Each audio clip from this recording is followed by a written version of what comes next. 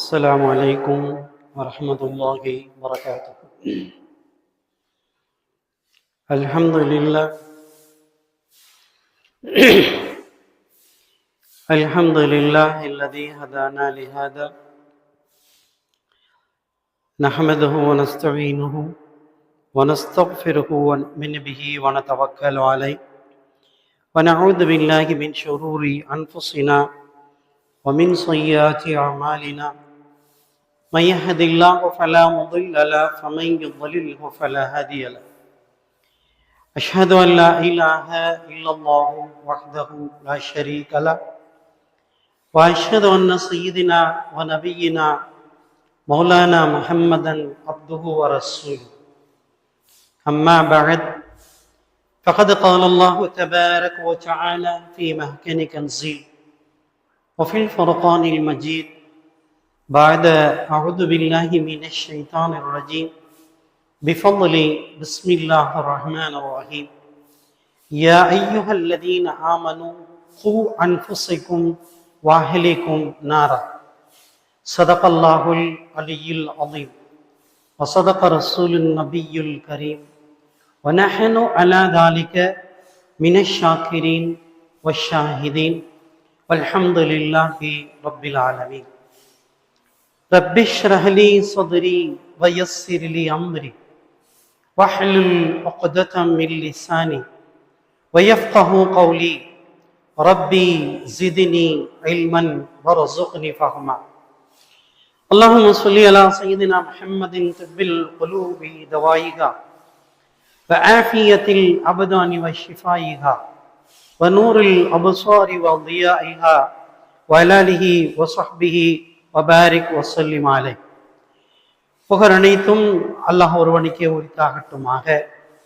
அவருடைய சலாத்தும் சலாமும் கருணையும் ஈடேற்றமும் நமது நாயகம் நற்குணத்தின் தாயகம் நபிகளங்கள் பெருமானார் ரசூலே அக்ரம் தாஜிதாரே மதீனா சர்வரே காயினார் ஸல்லல்லாஹு அலைஹி வஸல்லம் அவர்கள் மீதும் அவர்களுடைய தோழர்கள் சஹாபாக்கள் தாபீன்கள் தபா தாபீன்கள் ஷுஹதாக்கள் அவுலியாக்கள் குறிப்பாக மூமின்களான முஸ்லிம்களான நம் அனைவர் மீதும் இன்றும் இனி என்றும் நின்று நிலவட்டுமாக.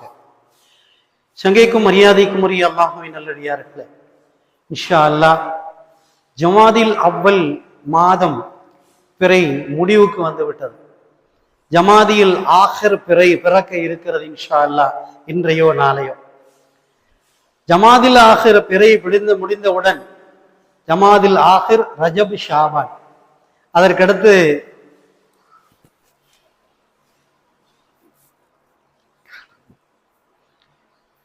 ரமலான் மாதம் என்று சொல்லப்படக்கூடிய நம்முடைய பாவங்களை எல்லாம் நன்மைகளாக மாற்றி அபரிமிதமான நன்மைகளை வாரி தரக்கூடிய அந்த ரமலான் மாதம் நெருங்கி வர இருக்கிறது. நம்மளை பொறுத்த வரைக்கும் ரமலான் மாசத்துல ஏதோ மாசத்துல ஒரு மாசம் வந்துட்டு போகுது அப்படின்னு சொல்லி இல்லாம அந்த மாதத்திற்காக வேண்டி பிரத்யேகமாக நாம் தயார் செய்ய வேண்டிய நிலையிலே இருந்து கொண்டிருக்கிறோம். இப்ப நான் மேல சொன்ன வசனத்துல அல்லாஹ் சொல்லுவான், யா அய்யுஹல்லதீன ஆமனு கூ அன்ஃபுஸக்கும் வ அஹ்லிக்கும் நாரா. ஈமான் கொண்ட மக்களே, உங்களையும் உங்களுடைய குடும்பத்தினரையும் நரக நெருப்பிலிருந்து பாதுகாத்துக் கொள்ளுங்கள் என்பதா அல்லாஹ் சொல்றான். நரக நெருப்பிலிருந்து என்னையும் முதல்ல நாம் பாதுகாத்துக்கிறோம். பெருமானா ஸல்லல்லாஹு அலைஹி வஸல்லம் அவர்கள் ஒரு நாளைக்கு நரகத்திலிருந்து எத்தனை முறை 70 முறை பாவ மன்னிப்பு கேட்டிருக்கிறார்கள், பாதுகாப்பு கேட்டிருக்காங்க. நம்மளை பொறுத்த வரைக்கும் நம்ம என்ன நினைச்சுக்கிறோம்னு சொன்னீங்கன்னா,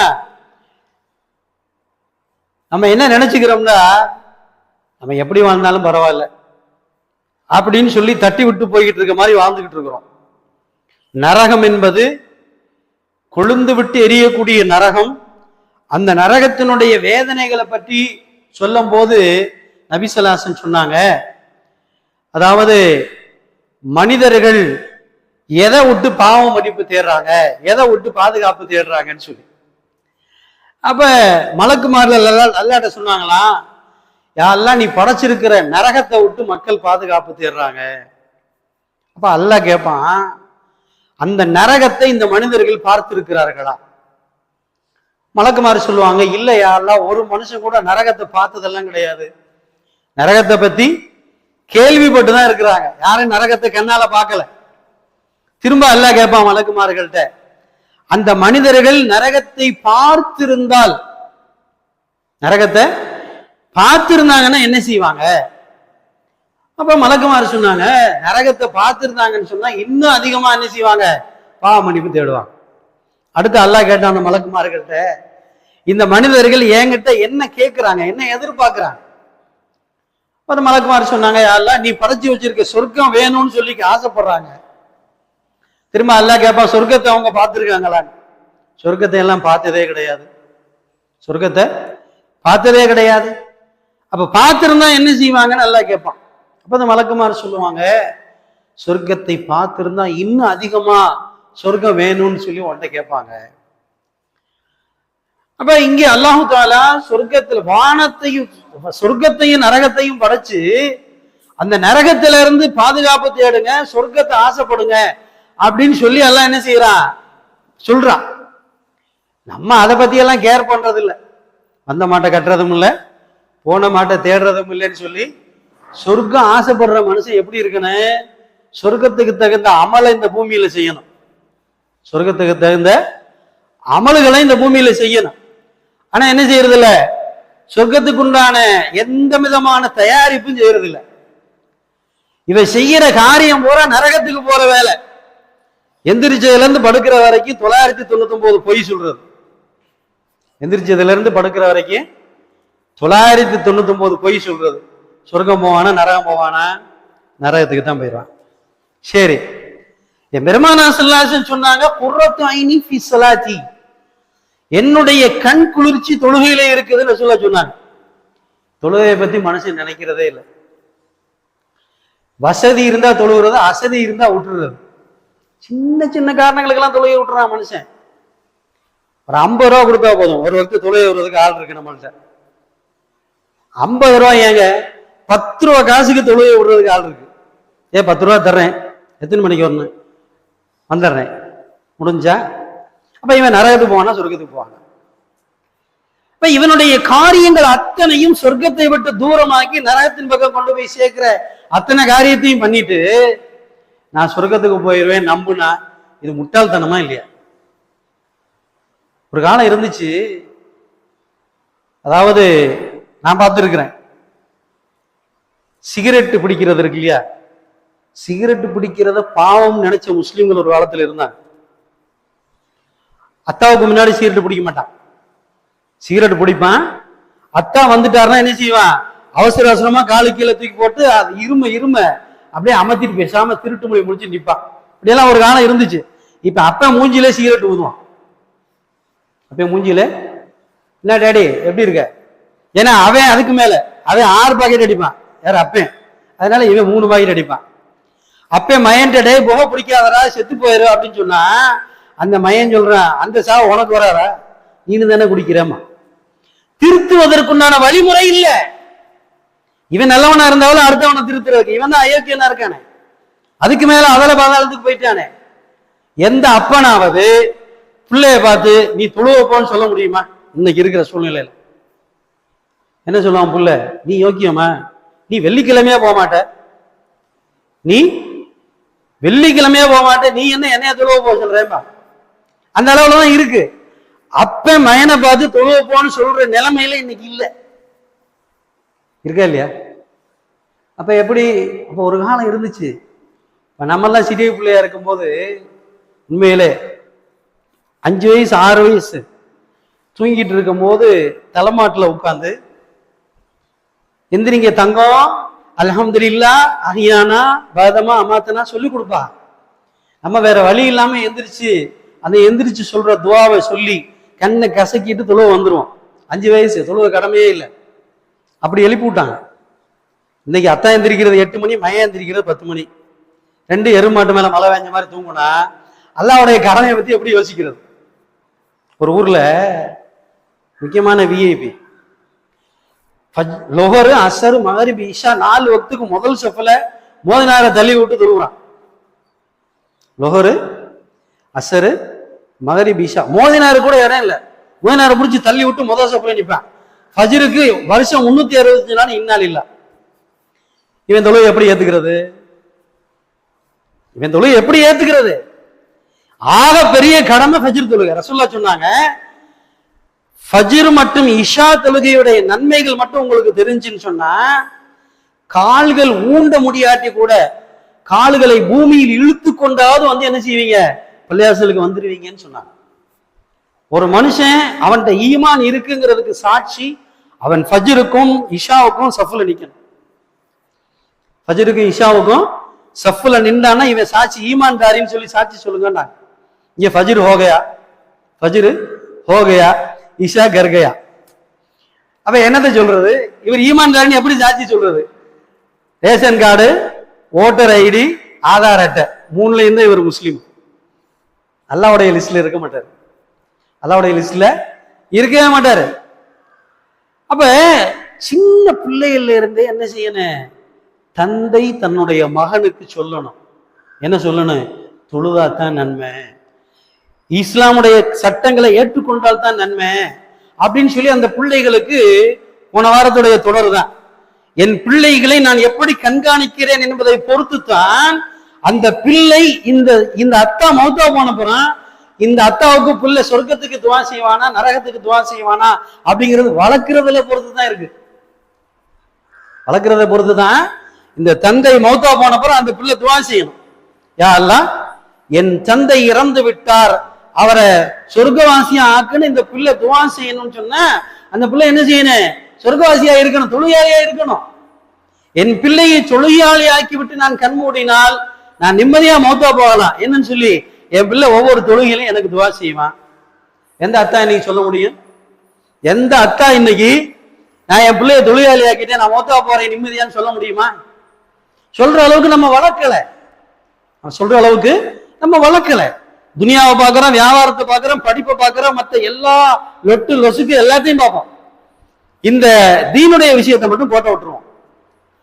அப்ப என்னுடைய பிள்ளை எந்த விஷயத்தில் அவன் சரியாக இல்லையோ அந்த விஷயத்தை அவனுக்கு சொல்லி கொடுத்து வளர்க்கணும். தாமஸ் ஆல்வா எடிசன் ஒருத்தர் இருந்தான், தெரியுமா? தாமஸ் ஆல்வா எடிசன் யாரு? யாருங்க தாமஸ் ஆல்வா எடிசன்? யாரு? எலக்ட்ரிசிட்டியை கண்டுபிடிச்சவன், கரண்ட்டை கண்டுபிடிச்சதான் அவன் தான். இல்லைன்னா இன்னைக்கு துனியாவில் கரண்டே இருக்காது.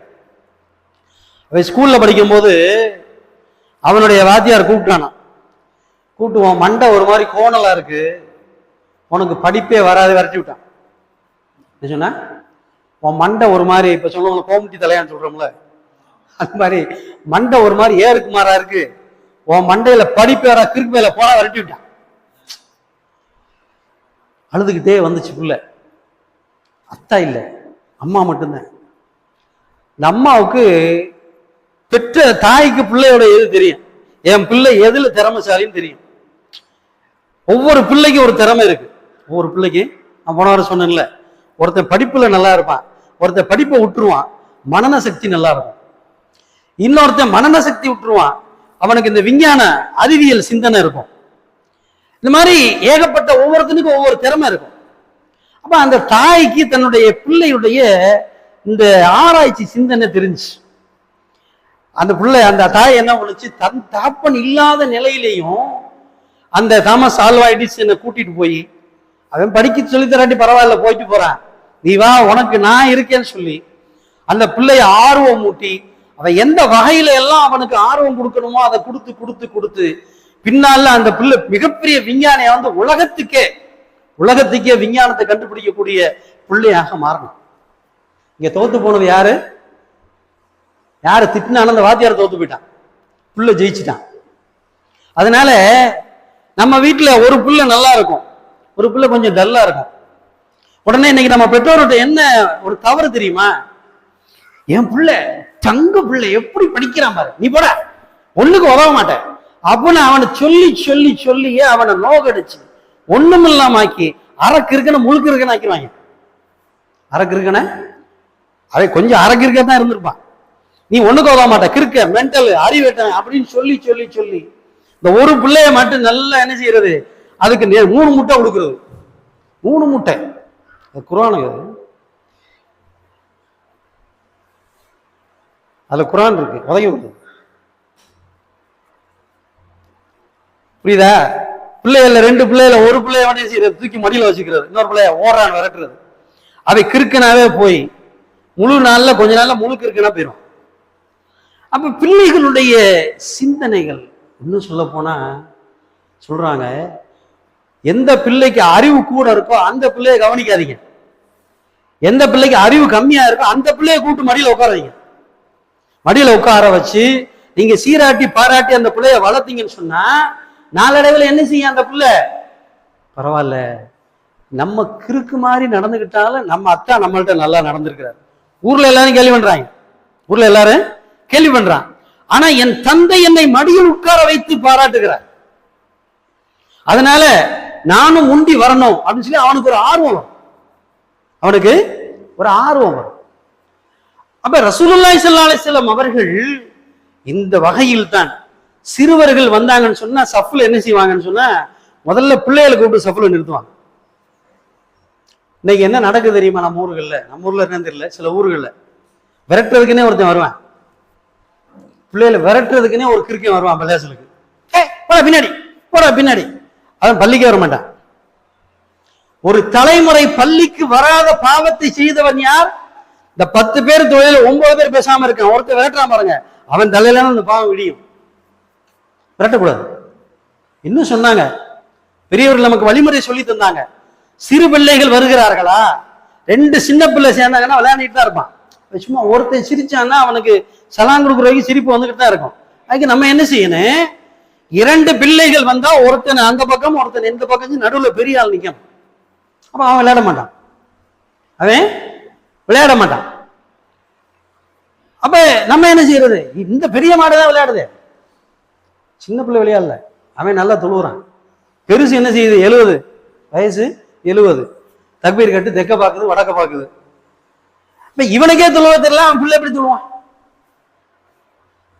நான் கண்ணால பாக்குறேன், 2வது ரக்காத்துல வந்து சேருது, வயசு 60. எத்தனை ரக்காத்துல? ஒரு ரக்காத்து முடிஞ்சிருச்சு, 2வது ரக்காத்து எந்திரிச்சாச்சு, வந்து சேருது. என்ன செய்யணும், சலாம் கொடுத்த கூட ஒரு ரகத்தை தொழுவணுமா இல்லையா? எல்லாரும் ஜலாம் கொடுத்தோன்னு இது ஜலாம் கொடுத்துட்டு போகுது. இங்க நான் கண்ணால பார்த்தது, எனக்கு தெரியலையே, அதை கேட்கணுமே, உணர்வு வேணுமா இல்லையா? எனக்கு தெரியல. ஏங்க நான் 2வது ரக்காத்துல வந்து சேர்ந்தேன், எல்லாரும் ஜலாம் கொடுக்கல, நானும் ஜலாம் கொடுத்துட்டு அவுத்து விட்ட மாதிரி போயிட்டேன். எப்ப எப்ப சொல்றது?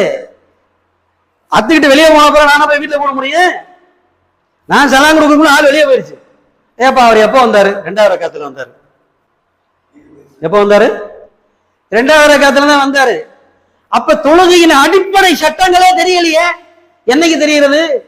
மண்ணில் கொண்டு இறக்கினப்புறமா தெரிகிறது. எந்த வயசுல தெரியணும்? அதுக்குதான் ரசூலுல்லாஹ் சொன்னாங்க, உங்கள் பிள்ளைகள் 7 வயது 10 வயதா இருக்கும் போது பெரம்ப தொங்க விடுங்க வீட்டுலன்னு சொன்னாங்க. யாராவது நெஞ்சில கை வச்சு சொல்லுங்க, என் பிள்ளைக்கு அல்லும் சூரா தெரியல அதனால நான் அடிச்சேன். யாராவது சொல்லுங்க பாப்பா. சொல்ல முடியாது. என் புள்ள கடைக்கு வர மாட்டேன்டேன், வியாபாரம் பண்ண மாட்டேன்டா, அடிச்சேன். வச்சேங்க ஒண்ணு நடுமுதுகுல. வியாபாரம் பண்ணலங்கிறதுக்கா நாளைக்கு சொர்க்க நரக தீர்மானிக்கப்படாது. உன் மகன் மார்க்க சட்டங்களை தெரிந்து கொண்டான கண்டித்தாயா? தந்தைக்கு மகனுக்கு சேர்த்து கபரு. பிள்ளையால அப்ப நரகத்துக்கு போறான். பிள்ளைக்கு தீன சொல்லி கொடுக்கலன்னு சொல்லி யாரு போறா? பெத்த அப்ப நரகத்துக்கு போயிடுவான். அப்ப இந்த நிலைமை வரலாமா? ரசூலுல்லாஹ் என்ன செஞ்சாங்க? குழந்தைகளை சஃபிலே கொண்டு வந்து நிறுத்த சொன்னார்கள். அதே மாதிரி அவங்க உட்கார்ந்தாங்கன்னு சொன்னா பேசுறதுக்கு பெரியவர்கள் சுத்தி உட்கார்ந்து இருப்பாங்க, சின்ன பிள்ளைங்க பின்னாடி நிற்பாங்க. ரசூலுல்லாஹ் எட்டி பார்த்துட்டு சொல்லுவாங்களா, அந்த பிள்ளைகளை என்னிடம் வரவிடுங்க. என்ன செய்யறது? எனக்கு என்ன தெரியாது, இவர் கிழிச்சுட்டாருங்க அமல் செஞ்சு. இவரேங்க கிழிக்கிறது இல்லை, இவர் அடுத்தவனை விரட்டுறது. அப்ப எப்ப அவன் சட்டம் தெரிஞ்சுக்கிறது? சிறு பிள்ளைகள் வந்தால் அவர்களை மார்க்க சட்டம் தெரிஞ்சுக்கிறதுக்கு முன்னால அனுப்பிட்டு நாமளும் பின்னாடி உட்காரணும். இப்ப என்ன நினைச்சிருவோம்? பிள்ளைகளை தான் தெரிஞ்சுக்கிற சொன்னாரு, பிள்ளையெல்லாம் போங்கப்பா நான் வீட்டுக்கு போறேன். இந்த மாடு எப்ப விளங்குறது? பிள்ளைகள் வரும்பொழுது நானும் வர வேண்டும். என் பிள்ளை தொழுவதை நான் கண்காணிக்க வேண்டும். என் பிள்ளை தொழுகையில் சூரா சரியாக ஓதுகிறானா? என்னப்பா மர்சாக் போனியா, ஓதுனியா, என்ன ஓதுன, ஓதி காட்டு. ஒரு நாள் கேட்டிருக்கமா? வெக்க கேடு என்ன தெரியுமா? என் பிள்ளை குரான் ஓதுற அன்னைக்கே என்னன்னே தெரியாது எனக்கு. குரான் ஆரம்பிக்கிற அன்னைக்கே தெரியாது. என் மகள் குரான் ஆரம்பித்திருக்கிறாள் என்றால், நான் சொல்றது 15 வருஷத்துக்கு முன்னாடி அல்லம்தெல்லாம் முடிச்சுட்டு குரான் ஆரம்பிக்கிறதா அன்னைக்கு அந்த வீட்டுல பெருநாமா இருக்கும். புரிஞ்சா?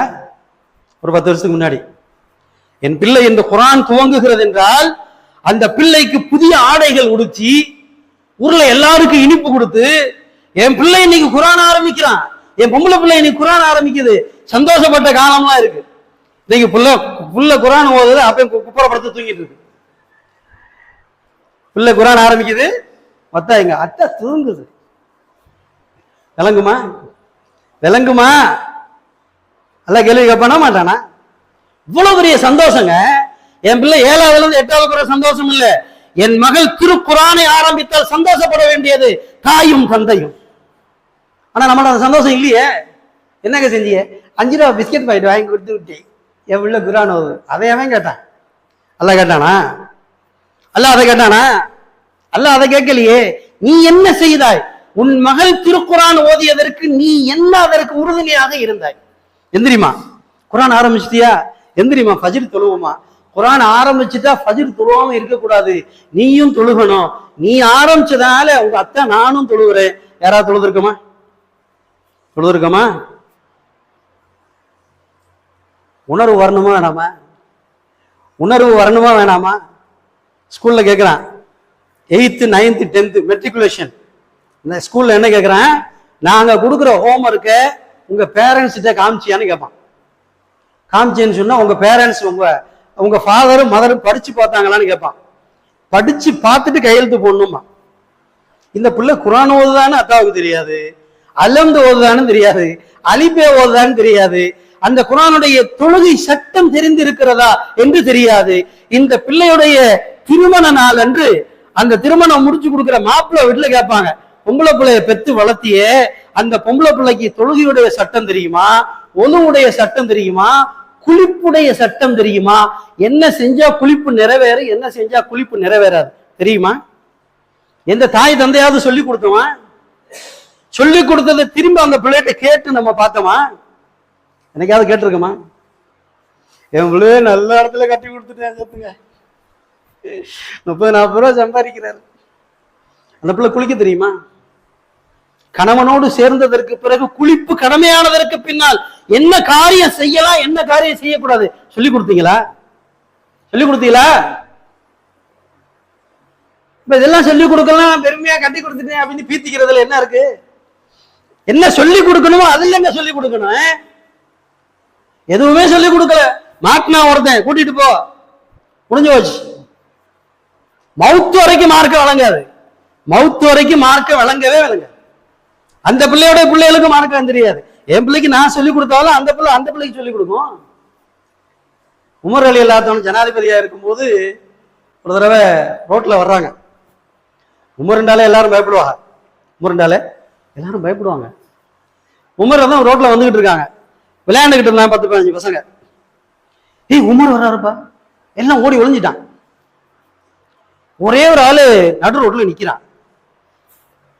அப்படின்னா நம்ம அப்படி நின்று அவன் கிறுக்குன்றோம், இவன் மென்டல், இவன் சரியில்லை அப்படின்னு சொல்லுவோம். உமர் எல்லாரும் சொன்னாங்க, இங்க வாப்பா, என்ன எல்லாரும் என்னை பார்த்து ஒளிஞ்சு ஓடுறாங்க, நீ தைரியமா நிக்கிறிய, என்ன விஷயம்? அப்ப அந்த சின்ன பிள்ளை அது சொல்லுது, நான் ஏதாவது தவறு செஞ்சிருந்தா தானே நான் பயப்படணும். போலீஸை பார்த்தா திருடன் தானே பயப்படுவான். உமரை பார்த்து நான் ஏன் பயப்பட வேண்டும்? அப்ப ஹஜ்ரத் உமர் திரும்ப சொல்றாங்க, ரசூலுல்லாஹ் என்ன சொல்லியிருக்காங்கன்னு தெரியுமா? உமர் ஒரு வழியில் வந்தால் சைத்தான் அந்த பாதையில வரமாட்டான், வேற பாதையில போயிடுவான் அப்படின்னு ரசூலுல்லாஹ் சொல்லியிருக்காங்களே, உனக்கு பயம் இல்லையான்னு. அப்ப அந்த பிள்ளை சொல்லுது, பயப்படுற அளவுக்கு நான் எதுவும் தப்பு பண்ணல. சொல்லிட்டு இன்னொன்னு சொல்லுது, உமரே, நீங்கள் போறதுக்கு உங்களை விட இந்த வீதி ஒண்ணு அவ்வளவு ஒடுக்கமா இல்லை, அகலமா இருக்கு, நீங்களும் போகலாம், நானும் நிக்கலாம் அப்படின்ன உடனே உமர் தனக்கு கொஞ்சம் யோசிச்சாங்க. யோசிச்சு என்ன இந்த பையன் யாருன்னு கேட்டாங்க. இந்த பையன் யாரு அப்படின்னு சொன்னாங்க. அந்த மற்ற பிள்ளையெல்லாம் சொன்னாங்க, அபூபக்கர் சித்திக் இருக்காங்கல்ல, அபூபக்கர் சித்திக்குடைய மகள் அஸ்மா, அஸ்மாவுடைய மகன் அப்துல் ரஹ்மான் அப்படின்னு சொன்ன உடனே உமருக்கு அப்படியே திடுக்குன்னு தூக்கி போட்டுச்சு. உமரோட ஒரு படி மேல அபூபக்கர், அபூபக்கருக்கு அடுத்துதான் உமர், அப்படித்தானே? ரசூலுல்லாஹ்வுக்கு அடுத்து அபூபக்கர், அபூபக்கருக்கு அடுத்துதான் உமர். அபூபக்கருடைய பேரன்னு சொன்ன உடனே இவ டக்குன்னு விட்டுட்டாங்க. அதற்குள்ள கூப்பிட்டு தலையை தடவி பாராட்டி, இப்படித்தான் இருக்க வேண்டும், இப்படித்தான். இன்னைக்கு நம்ம பிள்ளை எப்படி இருக்கான் தெரியுமா? 4-3 எவ்வளோன்னு கேட்குறான். 4-3 எவ்வளவு? 7 7 8 அப்படின்றான். அப்ப அவனுடைய தைரியம் அப்படித்தான் இருக்கு, அப்படிதான் சொல்லி கொடுத்துருக்கோம். 4-3 7 தான். ஆனா அவை சொல்ற தயக்கத்துல அவை தயங்கி சொல்றான்ல, என்னது 7 அப்படின்னு கேட்டா ஒருவேளை 7 தப்பா இருக்குமா 8ன்னு சொல்லிடுவான். அந்த பிள்ளை எப்படி சொன்னது? உமரை பார்த்து பயப்படுற அளவுக்கு நான் தப்பானவன் கிடையாது. நீங்க வேணா உமரா இருங்க, ஜனாதிபதியா இருங்க, நான் தப்பு செஞ்சா தானே பயப்படுறதுக்கு. அப்படி 5 வேளை தொழுவுறவங்களை பார்த்து தொழுவாதவங்க வெக்கப்படணும், தொழுவாதவங்க வெக்கப்படணும். வெக்கப்படுறோமா? நம்ம தான் எதையுமே கேர் பண்றது இல்லையே. கேட்டாக வரமாட்டாங்க, அதனால அமர்த்தி வச்சிருக்கேன். ஏன் அமர்த்தினு தெரியுதா? இப்ப கேட்டாக்க பயானம் முடிஞ்ச அப்புறம் வீட்டுல இருந்து சட்டையை மாட்டுறது. இப்படியாவது சொரணை வரட்டுன்னு தான் மைக் ஆன் பண்ணு. இப்போ வந்துச்சு ஆளு, வந்துச்சு வத்தியில் ஆளு, மைக் அமர்த்தினா முடியட்டும், முடியட்டும் அப்புறமா சட்டை போடுறது. இப்போ உட்கார வச்சோமா, அதுக்கு தான் மைக் ஆஃப் பண்ணேன். வந்துச்சு வரங்க ஆளு. எல்லாத்துக்கும் டெக்னிக் பண்ண வேண்டியதா இருக்கு. என்ன பண்றது? சில விஷயங்கள்ல அல்லாஹ் சொல்றான், ஹிக்மத் இருக்கு இல்லையா, ஹிக்மத் நுண்ணறிவு பயன்படுத்துங்கிறான். இப்படியே வருஷம் பூரா இருந்தா என்னைக்கு தான் வராது. இப்போ வாரம் எத்தனை பயான் முடிகிறதுக்குள்ள, இல்லாட்டி பயானம் முடிஞ்சு குத்துபா ஒரு குத்துபா முடிஞ்சு, ஏன்னா அப்பதான் சத்தம் கேட்கும். இப்ப அமர்த்தினோன்னு ஆள் வந்துருச்சா? அப்ப ஒரு காலத்துல எப்படின்னு சொன்னா, நான் பார்த்திருக்கிறேன், தொழுதுட்டு பள்ளியில இருந்து ஆளுக வந்தாங்கன்னா தொழுவாதவங்க திரும்பிக்கிடுவாங்க, வெக்கப்படுவாங்க. தொழுவாதவங்க தொழுவுறவங்களை பார்த்துட்டா தொழுவாதவங்க வெக்கப்படுவாங்க. இன்னைக்கு அதை எந்த உணர்வுமே இல்லை, எந்த உணர்வும் கிடையாது. இன்னும் சொல்ல போனா நஜீஸ தொட்டுட்டு நடுப்பள்ளியில வந்து நிக்கிறான். நஜீஸு, நாய் நஜீஸு, சிறுநீர் நஜீஸு, சின்ன பிள்ளையோடைய சிறுநீர் நஜீஸு, எல்லாத்தையும் இங்க ஒன்னா தூக்கி பிணைஞ்சிட்டு இங்க வந்து அல்லாஹ் அக்பர். எப்படி கூடும்? மசாயில் எப்படி கூடும்? நாய் நஜீஸா இல்லையா? நாய் நஜீஸு, சிறுநீர் நஜீஸு, சிறு பிள்ளையுடைய சிறுநீர் பேரன் பேத்தி தூக்கி வச்சிருக்காரு. அது என்னமோ போட்டிருக்காங்க, போட்டிருந்தாலும் ஒரு சொட்டு 2 சொட்டு படுது, இங்க வந்து அல்லாஹ் அக்பர். எப்படி கூடும்? எதுவுமே கூடாது, எதுவுமே. கங்கனை கட்டிக்கிட்டு இருந்தீங்க, பயானம் முடிஞ்சப்புறம் போகலான்னு அமர்த்திருந்தனால இப்ப ஆள் உள்ள வந்துருக்கு. வந்துருச்சா? நல்லதா கெட்டதா சொல்லுங்க? அமர்த்தினது நல்லதானே? சில விஷயங்களை பண்ணித்தான் ஆக வேண்டியதா இருக்கு. குடிவாதமா இருந்தா பயானம் முடிஞ்சப்புறம் தான் வருவேன், நல்லதானுங்க? இப்படிதான் வர வைக்க வேண்டியதா இருக்கு. என்ன பண்ணாலும் என்ன பண்றது? நேற்று ஒருத்தர் கேட்டாரு, நீங்க என்ன 1:30 மணிக்கு மேல பயன் பண்றீங்க, நீங்க எப்ப வர்றீங்கன்னு கேட்டேன். நீங்க வர்றப்பதான் பயன் பண்ண முடியும். நீங்க 1:30க்கு வந்தா 1:30க்கு ஆரம்பிச்சு 2 மணிக்கு முடிப்போம். என்ன சொல்றீங்க? செய்வோமா? இன்னைக்கு எத்தனை மணிக்கு எல்லாரும் வந்திருக்கீங்களோ அத்தனை மணிக்கு அடுத்த வாரம் ஆரம்பிப்போம். சரியா? சொல்லுங்க. இல்ல 1 மணிக்கு வந்துடுறோம், 1 மணிக்கு ஆரம்பிங்கன்னு சொன்னீங்கன்னா, உறுதி கொடுத்தீங்கன்னா எல்லாம் 1 மணிக்கு ஆரம்பி. என்ன சொல்றிய? 1 மணிக்கு வரலையே.